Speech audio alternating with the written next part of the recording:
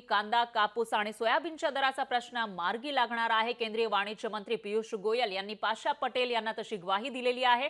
तर राज्यातील कांदा शेतकरी, त्याचबरोबर कांदा उत्पादक शेतकरी, कापूस उत्पादक शेतकरी आणि सोयाबीन उत्पादक शेतकरी हे नाराज असल्याची चर्चा रंगलेली होती। एकूणच राज्यातील शेतकरी नाराज असल्याची चर्चा रंगली होती आणि लोकसभेच्या निकालामध्ये त्याचा फटकाही भाजपला थोड्याफार प्रमाणामध्ये बसल्याचं दिसून आलं आहे। त्याच पार्श्वभूमीवर आता या ठिकाणी शेतकऱ्यांना खुश करण्याचा प्रयत्न तर होत नाहीये असा सवाल उपस्थित होतोय। दरम्यान केंद्रीय वाणिज्य मंत्री पियुष गोयल यांनी पाशा पटेल यांना तशी ग्वाही दिलेली आहे शेतकऱ्यांचे प्रश्न मार्गी लावण्याची। शेती प्रश्नावर दोन्ही नेत्यांमध्ये तासभर चर्चा झाली। पिकांच्या बाजारभावातील चढ उतारामुळे शेतकरी मात्र अस्वस्थ आहे। शेतकऱ्यांमध्ये असंतोष व्यक्त केला जातोय। त्याच पार्श्वभूमीवर आता या सर्व शेतकऱ्यांचे प्रश्न मार्गी लागणार असल्याची माहिती समोर येते।